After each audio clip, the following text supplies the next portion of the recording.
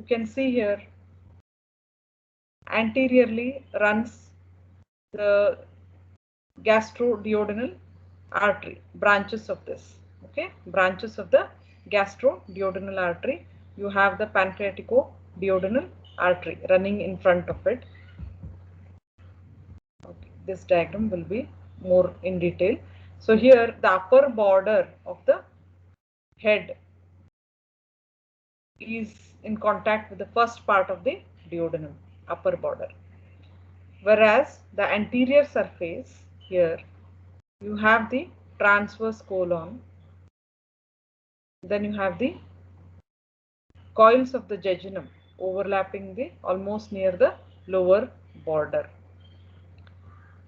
whereas the uncinate process is related to the superior mesenteric vessels.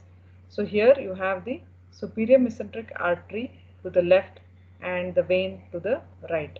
So these vessels run anterior to the uncinate process. Then what are the posterior relations of the head and the uncinate process? See, these dotted lines, they indicate that these structures lie posterior to the head. Okay, the dotted structures what you are seeing here. So what are those? The inferior vena cava, right? Then the right renal vein. Then you have the left renal vein. Clear? And then behind the uncinate process, you have the inferior vena cava and the aorta. Here you can see aorta is there, right? So that is behind the uncinate process.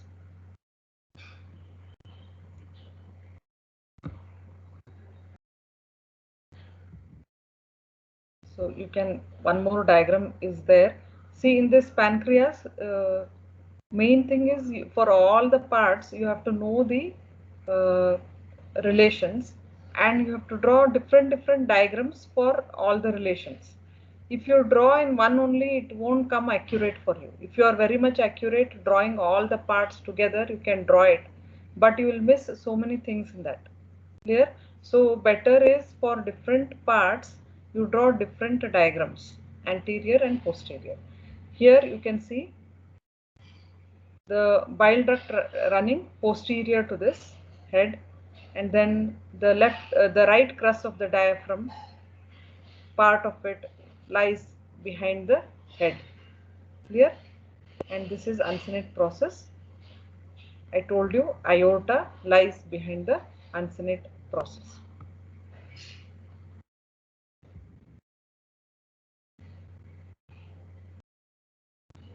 Part of the right suprarenal gland will appear behind the body. Clear? Behind the body here, sorry, behind the head, you will have part of the right suprarenal gland.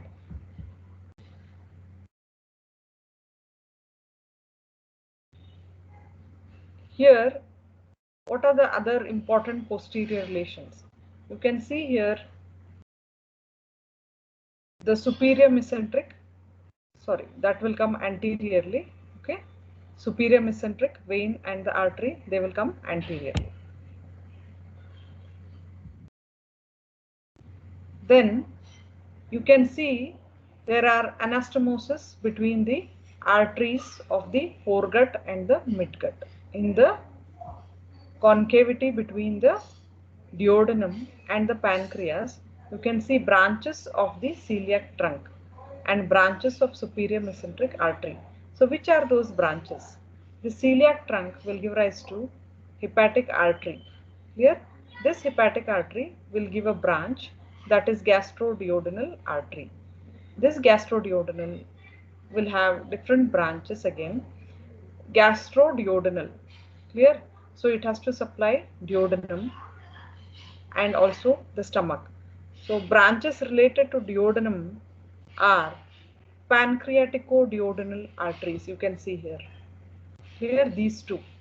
They are anterior and posterior superior pancreaticoduodenal arteries. Clear? So Just don't get confused. This is celiac trunk. It is giving one branch, hepatic artery, right? Hepatic artery will give rise to gastroduodenal artery. This gastroduodenal artery will have several branches. Two among them are superior pancreaticoduodenal artery. They are named as anterior and posterior because they lie on the anterior surface and posterior surface of the head of pancreas. So they are named as anterior and posterior. Clear? Then from the superior mesenteric artery, you can see here a branch runs upwards.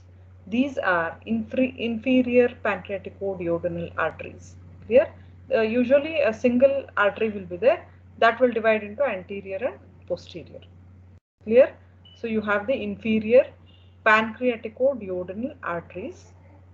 They will be again named as anterior and posterior.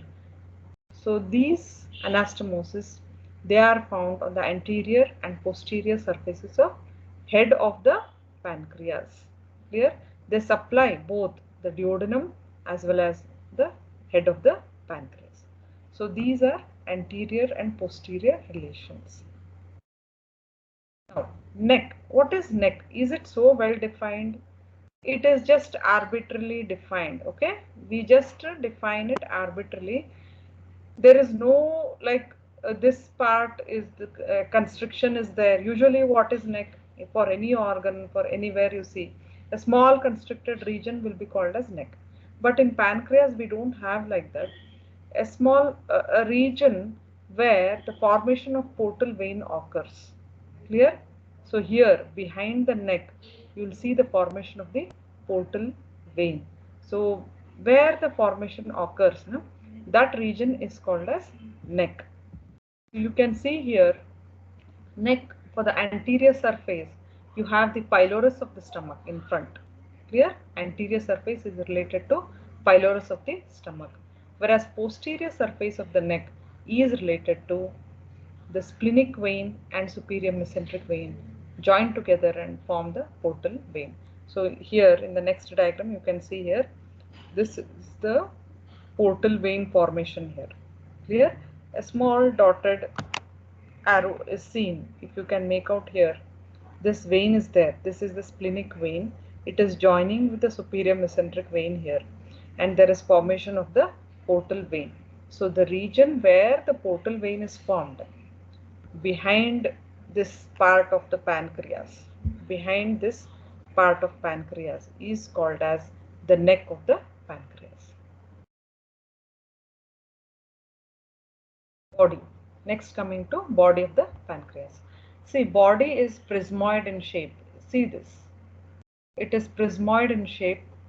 I have just made a small diagram for you to understand. But in the organ, you can't make out very well defined prismoid shape there. Okay, because it is very fragile organ. When you are seeing that pancreas, no, very fragile. You carefully you have to observe for these borders and surfaces of the body. So what are these borders and surfaces in the body? So here can you make out, this is the anterior border. Clear? Then a superior border and an inferior border. Clear? And what are the surfaces now? Here this is antero-superior surface, then antero-inferior surface. Clear? And behind you will have a posterior surface. Did you understand this? Surfaces. So this is sagittal section of the same. I have put one more small diagram for your understanding. See here, this is the, you have the, okay, first I will show you the borders. This is superior border. Clear? This is anterior border and this is inferior border. Same thing. Superior border, anterior border, inferior border. In sagittal section, superior border, anterior border, inferior border. Now try to understand surfaces now. This is anterior surface which is almost facing upwards, so you can tell it as antero-superior. This is antero-inferior surface. Then posterior surface. Clear? Now posterior surface, it is almost mm, it is devoid of peritoneum. Clear? Posterior surface is devoid of peritoneum. There is no covering. It lies directly on the posterior abdominal wall, because during development there is rotation of the duodenum and this pancreas also goes behind. Whatever peritoneum is there, no, that undergoes zygosis. That means it will get absorbed with the peritoneum of the posterior abdominal wall and it will disappear. Clear? Hence it is non-peritoneal. Whereas these two, you can see here, the green colored ones, they are the transverse mesocolon. Clear? Two layers of the transverse mesocolon, the lower layer and the upper layer of the transverse mesocolon. So I'll just put few slides before to understand this. Okay.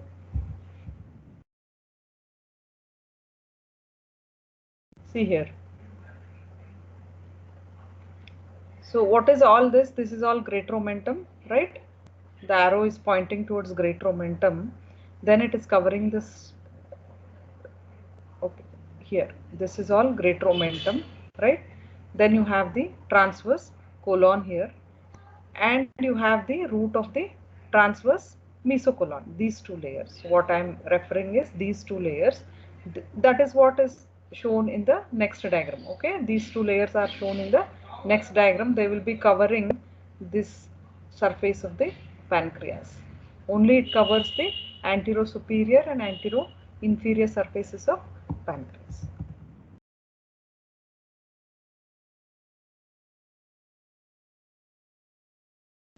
So just in this you can see here covering the anterosuperior and anteroinferior surface of pancreas. Now what are the anterior relations of the body? So one thing you can tell peritoneal relation, and to the anterior border you have the root of the transverse mesocolon attached. Clear?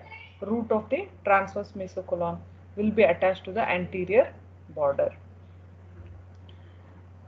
Then it will be covered by the first part of the duodenum,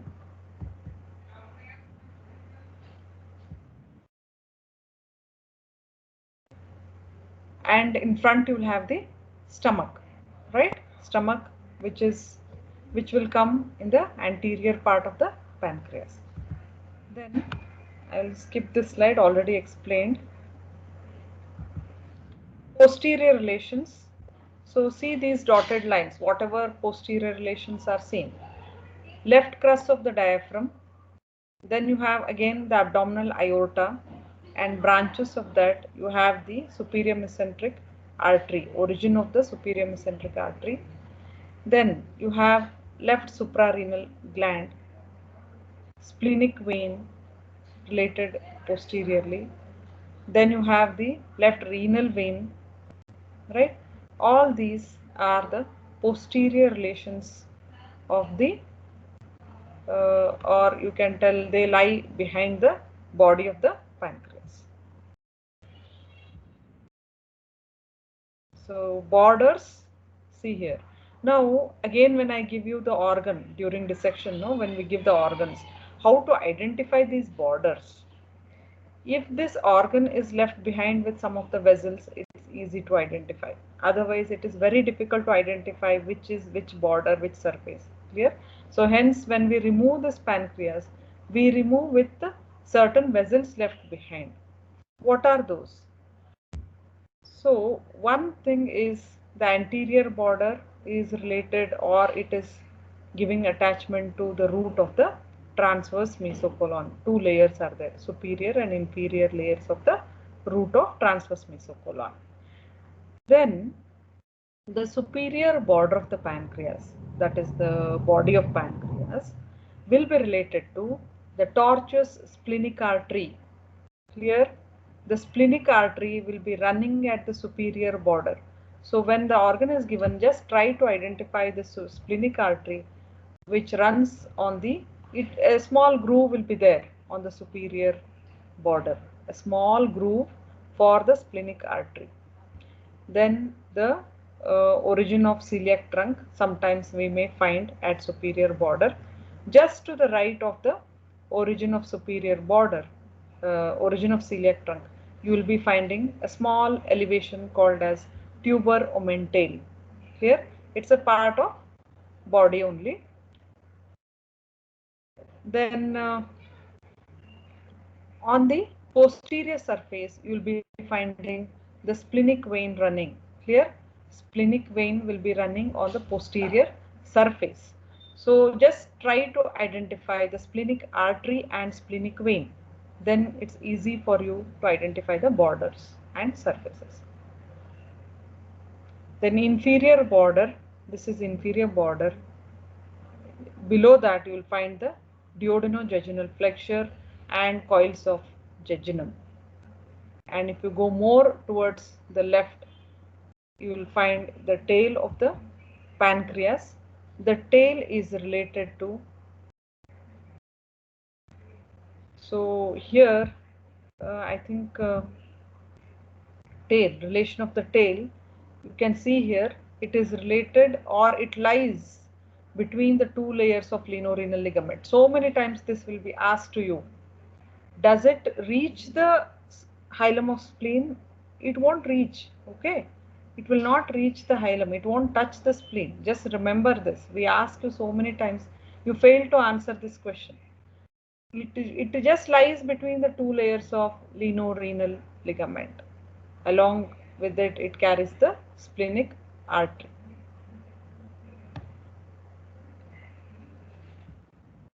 Now, we have finished with all the parts, right? Finished with the head, uncinate process, neck, body and tail.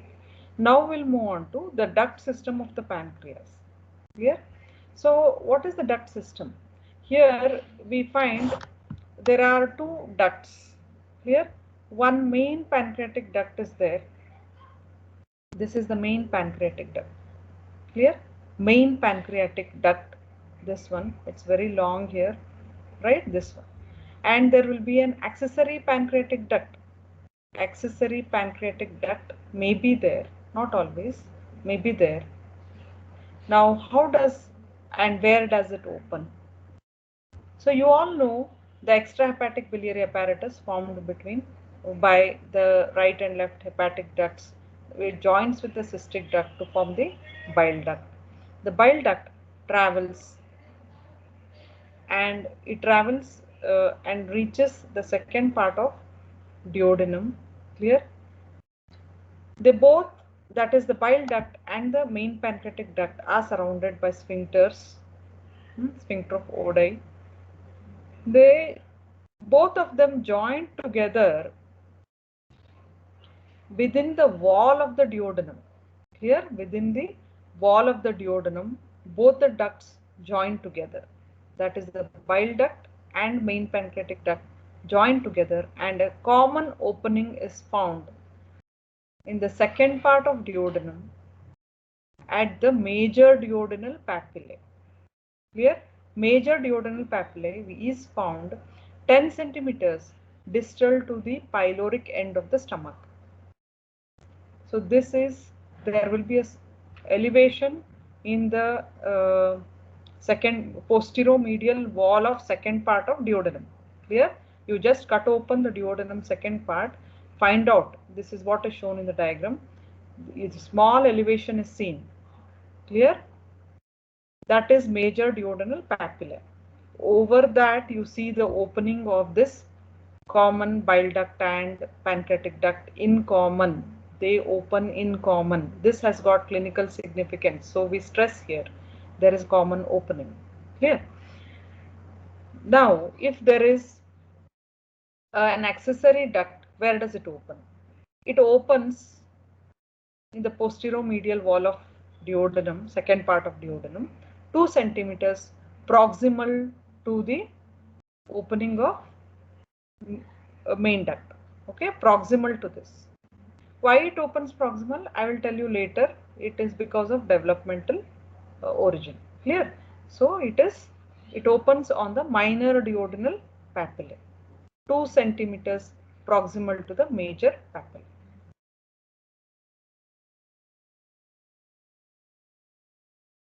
Now, see how the main duct is formed. The main duct is formed by joining of several small ducts within the body and also everywhere. Okay, small ducts which are so symmetrically arranged. It has got a typical pattern.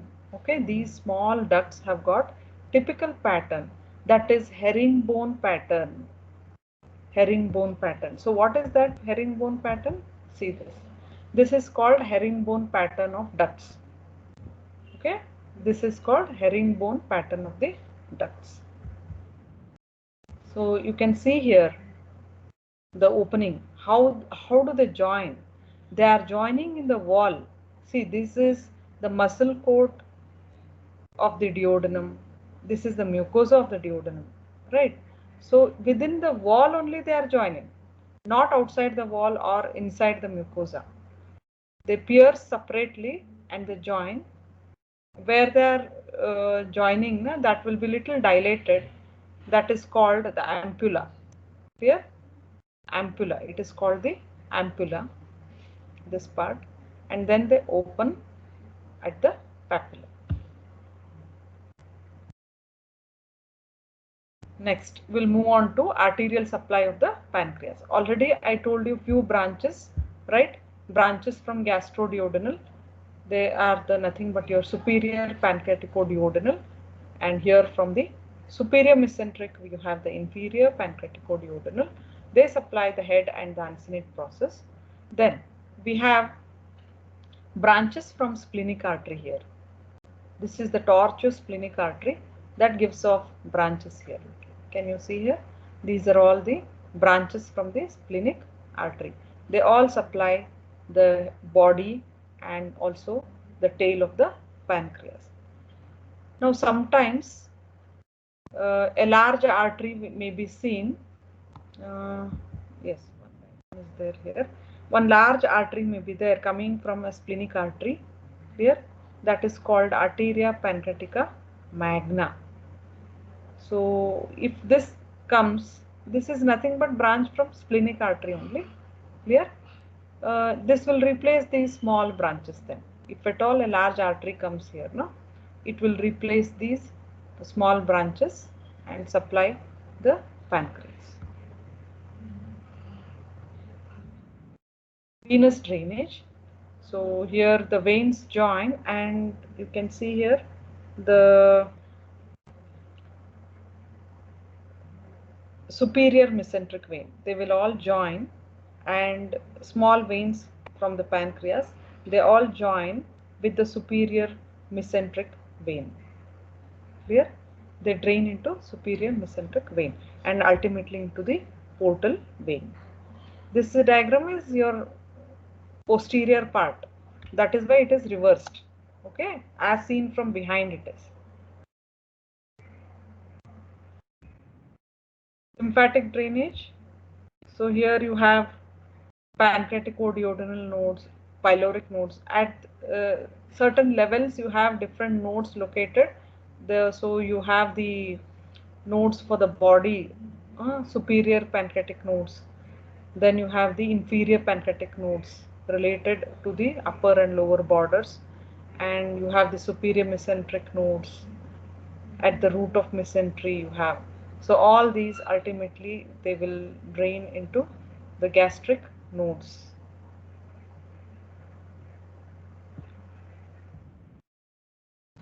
Then next topic is development of pancreas. So when I was telling about the foregut development, I will be covering about this in this class, right?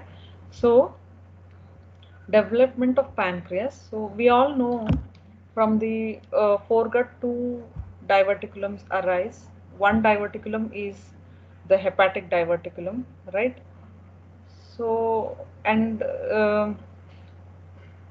you see that this is the end of the foregut, this dotted line.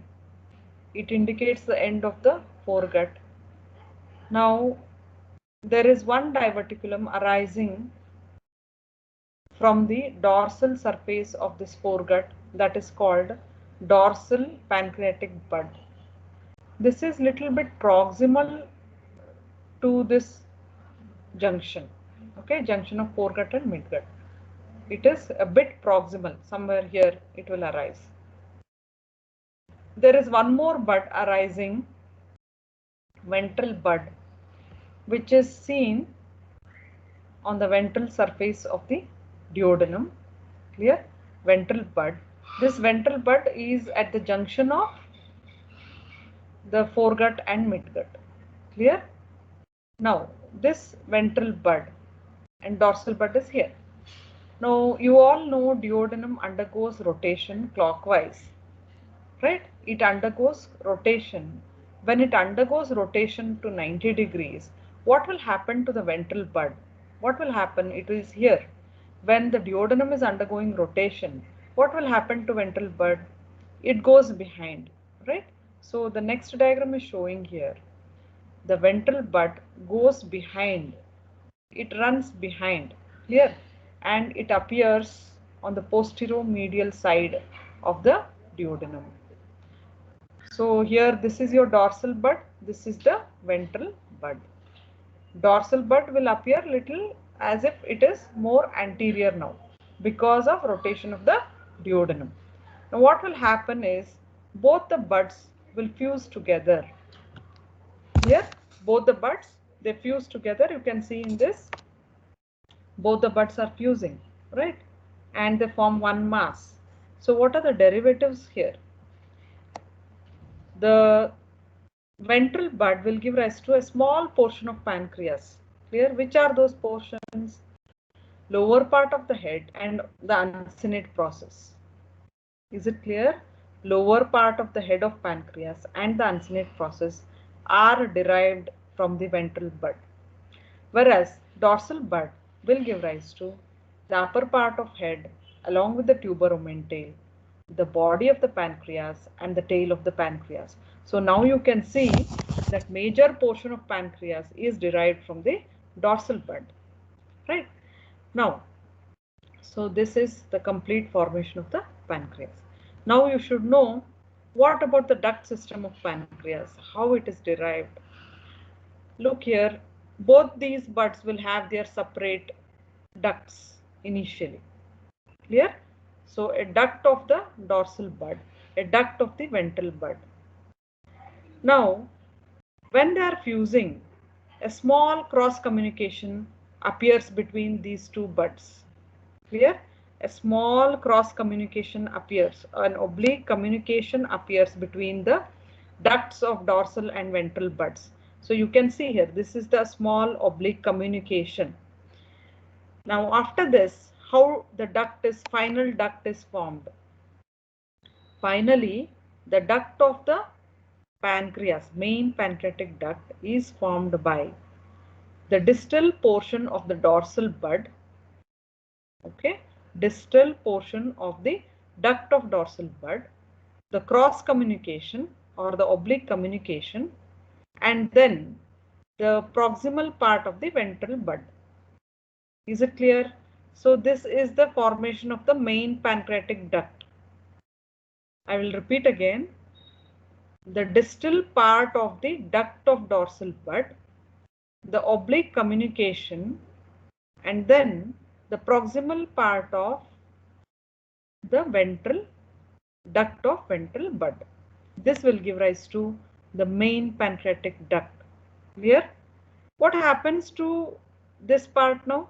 That is the distal part of the ventral bud. This part of the duct, it disappears. Clear? That is why there is no duct seen in the uncinate process here. Now what happens to the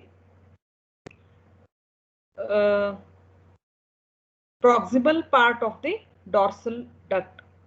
Proximal part of dorsal duct disappears, but if it persists, it will persist as accessory pancreatic duct. Clear? It will persist as accessory pancreatic duct. That is why you see the openings. Just 2 slides before I told you the openings of the main duct and opening of the accessory duct. Opening of main duct is distal because it is formed here, whereas the accessory duct is more proximally opening. Clear? This is the reason minor papillate is opening. Is it clear? So many times you get a question on development of pancreas. Do write it properly. Clear? This is all about parenchyma and duct, and if little stroma is there, that develops from the whatever little mesentery is there, na, mesoduodenum will be there, right? Which will be hanging the esophagus here. Sorry, it will be hanging the duodenum, na? Mesoduodenum, dorsal mesoduodenum. From that, little bit of the stroma is formed. Clear? Stroma of the pancreas derived from the mesoduodenum.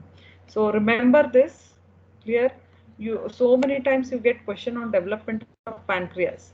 Very easy question, and you easily fetch marks for this. A 5-mark question most of the times. Try to read this properly, understand it, and don't miss this question.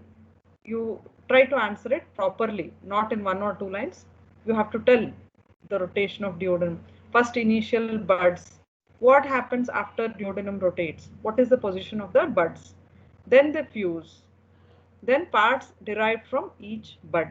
Then duct system, main duct, accessory duct. Clear? You have to write all these. Some of the anomalies are there which I have explained here. So first we'll see what are ectopic pancreas. It's also nothing but your accessory pancreatic tissue will be there. Okay. So wherever it is not destined to form somewhere outside the gland, they are called as ectopic or accessory pancreatic tissue. Common sites are in duodenum, jejunum, ileum or Meckel's diverticulum. Clear? These are common sites of ectopic pancreas. Then, okay, one interesting thing here is annular pancreas. So what is this annular pancreas? The pancreas, no, here you are seeing that it is surrounding the duodenum. It is fully encircling the duodenum, right? Can you make out here? Fully encircling the duodenum, and it is constricting the duodenum. Why it happens? That happens because the ventral bud, sometimes ventral bud will break and comes from anterior side, the other one comes from posterior side. Both of them fuse together and they encircle the duodenum. Clear? Only because of bifurcation of the ventral bud, the annular pancreas results. Now, what are the symptoms if a child presents to you with annular pancreas? First thing is it starts with the severe vomiting. Okay, so whatever stomach is there, stomach contents are there, that will not go beyond the duodenum. So severe, and then if you take a radiogram, in that you get a double bubble sign. What is this double bubble sign? The stomach, however, shows a dilatation, and the proximal part of the duodenum also shows a dilatation. Clear? Distal to pyloric end of the stomach. These two show the dilatation, air filled, and that is called the double bubble sign. This is classic feature of annular pancreas. Next is divided pancreas. So what is divided pancreas? Here both the ducts or the buds, they don't fuse at all. Clear? Both the buds don't fuse, they grow separately and they open separately on the posteromedial wall. So two openings are seen. Two openings are seen in the posteromedial wall of the duodenum. That is divided pancreas. An inverted pancreatic bud. So whenever okay, see here, you see the ventral bud is so it goes more above here, huh? Instead of coming down, huh?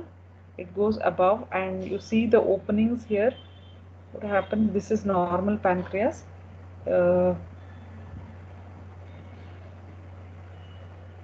It is inverted. Clear? So that will lead to inverted pancreatic bud. That is the, you can see this is ventral bud, this is dorsal bud. So ventral bud usually comes down, but here it is going up. That is about the inverted bud. Then some more applied aspects are there. So diabetes mellitus, you know, one of the concerning syndrome, you can call it, because of lack of insulin from the pancreas.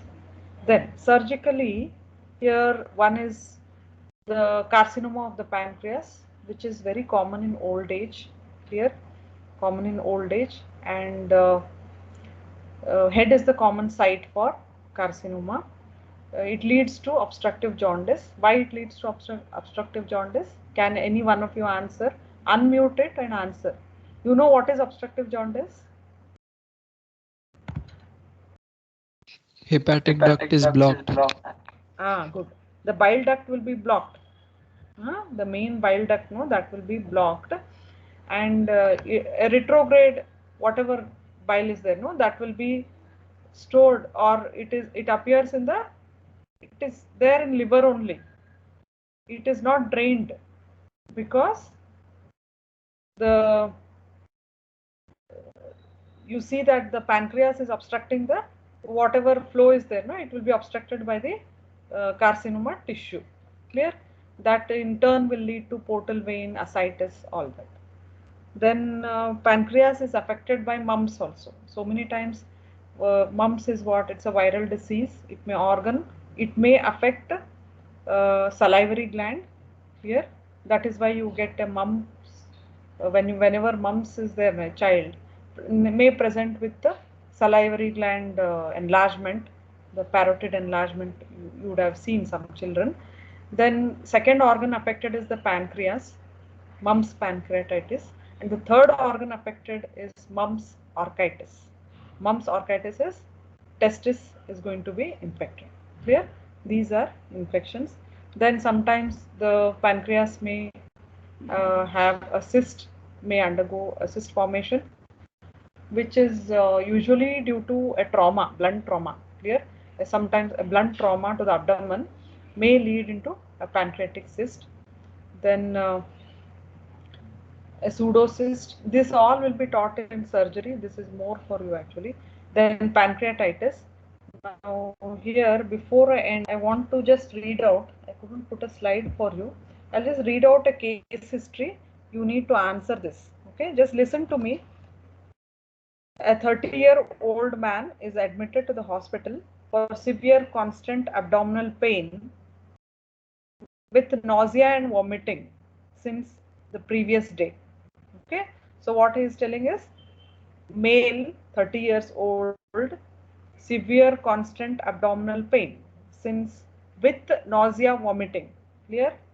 Then he states the pain radiates straight to his back and feels like it is boring a hole right through me from front to back. It's very severe pain, okay, as if a hole is being bored in his abdomen.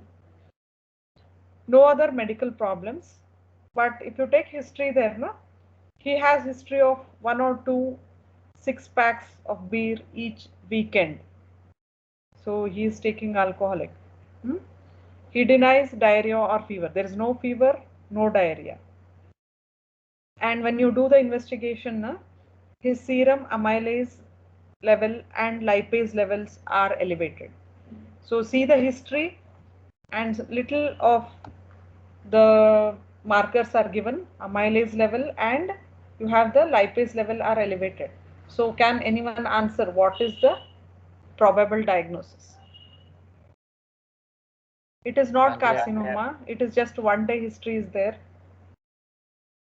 Yes? Pancreatitis? Yes, good. It is a case of pancreatitis. Okay, most likely diagnosis. And one more question here is, what is the anatomical location of this structure related?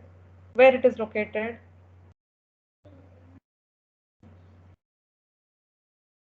It is located in the retroperitoneal region, behind the stomach and also the lesser sac. behind the lesser sac. So these are two little questions which may come. Now, if you get a question on carcinoma of the pancreas, so what questions may likely arise? Like what case history may be there? Usually is here you have a male 30 years old, right? But if you get a case of carcinoma of the pancreas, it will be usually 60 plus years. Okay, CA pancreas usually affects old age. Then there is no relation to the alcohol intake. Okay, but pancreatitis has got a history of alcohol intake, whereas CA pancreas doesn't have any relation to intake of alcohol. Clear? And the duration of the illness will be long, and it will lead to obstructive jaundice. CA pancreas will lead to obstructive jaundice. So the patient may present to you not as any pain or fever. Instead, he may present to you for symptoms of jaundice. Then you have to take history and go on observing, like you have to do the investigations, get the LFT done in liver function test to see that the serum bilirubin will be raised, right? And you have direct and indirect bilirubins. Which one may be raised in this one? CA pancreas. Which may be raised? Direct or indirect?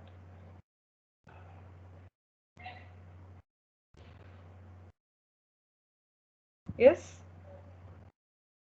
In CA pancreas, this bilirubin all function test LFT is taken now in biochemistry or not yet?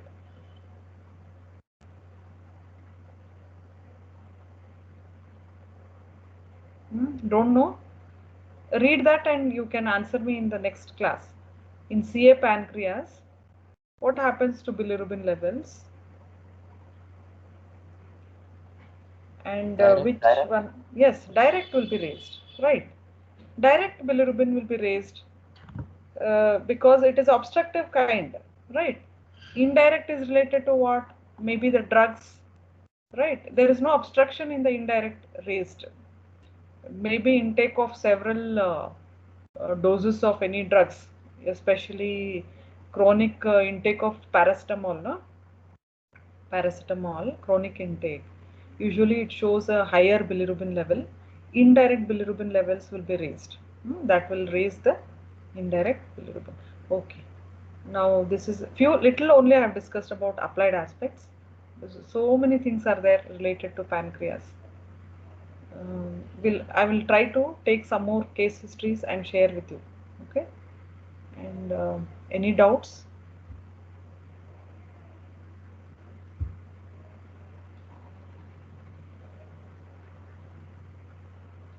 You have any doubts? Okay. Study this along with the drawing the diagrams. Clear? You can leave the meeting. Thank you. Thank you, ma'am. Thank you. Thank you, ma'am. Thank you, ma'am.